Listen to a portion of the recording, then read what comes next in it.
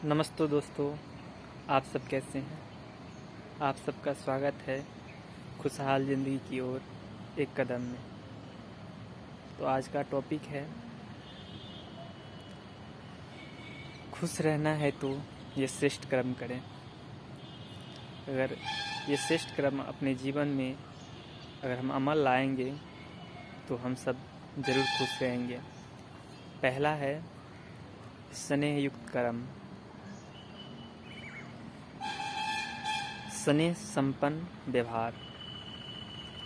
कहते हैं जो जैसा करेगा वैसा पाएगा। अगर हम बबूल का पेड़ रोपते हैं तो आम का फल कहाँ से पाएंगे। अगर हम स्नेह युक्त, स्नेह संपन्न, सद्भावना संपन्न दूसरे से व्यवहार करेंगे तो रिटर्न में, वापस में हमें ज़रूर प्रेम युक्त बोल व्यवहार ज़रूर मिलेगा, जिससे हम खुश रह सकते हैं। तो दूसरे से अपेक्षा ना करें कि वो मुझे अच्छा व्यवहार करे, उससे पहले अपने आप में सुधार लाए और व्यवहार अच्छा करें। अपने व्यवहार को अच्छा बनाएं तो ज़रूर दूसरे से भी अच्छा व्यवहार स्वतः मिलेगा। और एक सफलता मीन्स केवल ये नहीं होता धन उपार्जन करना, धन कमाना। सफलता मीन्स खुद भी हैप्पी रहना, दूसरे को भी खुशी प्रदान करना। खुद भी आगे बढ़ना, दूसरे को भी आगे बढ़ाना। तो दोस्तों, आपका व्यवहार ही आपका जीवन का दर्पण होता है। आप जितने अच्छे चरित्रवान होंगे, जितना ही आपका मन वचन कर्म से पवित्र होंगे, श्रेष्ठ होंगे, उतना आप सफल होंगे। तो ये और सफलता आपको खुशी दिलाएगी। तो प्रेम युक्त व्यवहार जरूर करना चाहिए। दूसरा पॉइंट है सहयोग की भावना। प्रकृति से हम सीख सकते हैं। प्रकृति में मौजूद जितने भी जीव जंतु, पेड़ पौधे हैं, वो खुद उसका उपयोग वो खुद नहीं करता, दूसरे के लिए ही बना है। हम भी प्रकृति के अभिन्न अंग हैं। प्रकृति हम सभी की माताएं हैं और प्रकृति हमें सिखाती है कि हमारा जीवन खुद के साथ साथ दूसरे के लिए भी होना चाहिए। जैसे आम कभी भी अपना फल खुद नहीं खाती,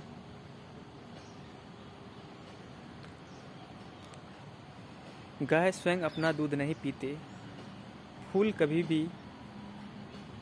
खुद खुशबू अपना नहीं लेती, सब दूसरे के लिए ही होता है। ठीक उसी प्रकार मानव जीवन केवल खुद के लिए ही नहीं होता, दूसरे के लिए भी होता है। अगर हम स्वार्थवश अपने जीवन को खुद के लिए जी रहे हैं तो जो भी इच्छाएं हैं वो तो प्राप्त हो जाएगी, लेकिन आप हमेशा खुश नहीं रह सकते। जैसे आजकल अधिकांश व्यक्ति लालचवश बेईमानी से धन तो उपार्जन कर लेते हैं, तो बड़े बड़े बिल्डिंग भी बना लेते हैं, लेकिन उसके अंदर हैप्पी जन साधारण से कम होते हैं। सुख सुविधा के तमाम संसाधन जरूर खरीद लेते हैं, बना लेते हैं, लेकिन पैसा हमें साधन दे सकते हैं, वस्तु दे सकती है, खुशी नहीं दे सकती है। खुशी तो हमें अपने गुणों से, ज्ञानों से जितने हम सज्जित रहेंगे उतना प्राप्त होगा।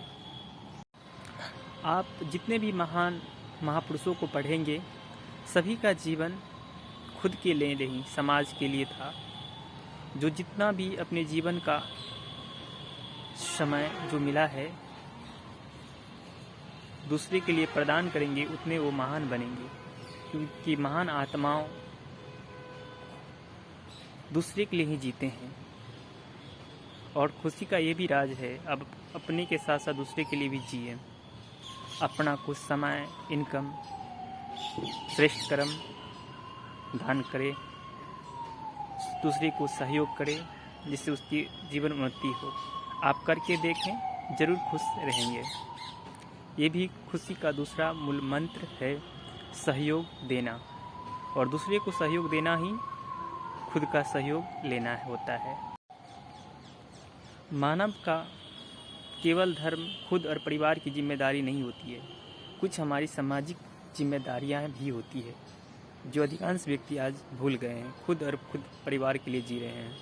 जिस दिन हम समाज को भी कुछ प्रदान करने लगेंगे, भले आप जो भी स्तर पे हो, जितना ही कर सकते करें, तो आप ज़रूर, आपकी खुशी में उन्नति होगी और आप सफल बनेंगे। तीसरा पॉइंट दोस्तों है अनुशासन। आप जितना अनुशासित रहेंगे उतना हैप्पी रहेंगे, उतना खुश रहेंगे। अनुशासन वो कड़वी दवा है जो शुरू में तो कड़वी लगती है, लेकिन भविष्य में आपको जरूर खुशी प्रदान करेगी। अनुशासन से ही व्यक्ति में चरित्र निर्माण, अनेक प्रकार की गुणें आती है। अनुशासित व्यक्ति ही समय का सही सदुपयोग कर पाएंगे और सफल जीवन, अपने जीवन को सफल बना पाएंगे। और सफल व्यक्ति ही खुश रह सकता है। फिर से मैं कहूँगा कि सफलता मीन्स केवल धन उपार्जन करना नहीं होता। सफलता मीन्स खुद भी खुश रहना, दूसरे को भी खुशी प्रदान करना, खुद भी आगे बढ़ना, दूसरे को भी आगे बढ़ाना, और दूसरे को आगे बढ़ाने में भी अपनी उन्नति होती है। आप करके देखें, आप हैप्पी रहेंगे। तो अनुशासित व्यक्ति ही महान होता है। आप जितने भी व्यक्ति को देखेंगे जिसने महान उपलब्धियां प्राप्त की, उसने अपने जीवन में अनुशासन का बहुत महत्व दिया है। तो अपने जीवन में शिष्टाचार, अनुशासन जरूर लाएं, ये कर्म करें, अनुशासन लाएं, ये गुण को अपने में धारण करें, आप जरूर आगे बढ़ेंगे। चौथा पॉइंट है शुक्राना का भाव। हमें भगवान का, गॉड का, प्रकृति का शुक्राना, धन्यवाद जरूर करना चाहिए, क्योंकि आपको जो मिला है वो बहुत व्यक्ति आज भी संसार में उसे पाने के लिए लालायित है। आप अपने आप को देखें, आपको अच्छे श्रेष्ठ जीवन मिला है, माँ बाप है, अच्छे से खा पी रहे हैं। बहुत व्यक्ति को ये नसीब नहीं है। क्या ये भाग्य की बात नहीं? और ये आपको प्रकृति माँ ने प्रदान की है।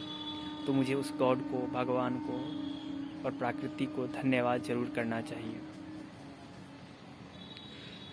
आजकल अधिकांश व्यक्ति कंप्लेन करता है मुझे ये नहीं, ये नहीं है। अगर आप लिस्ट बना के देखें क्या आपको नहीं है और क्या है, तो आप हमेशा पाएंगे कि अधिकांश चीज़ आपके पास है जो खुश रहने के लिए ज़रूरी है।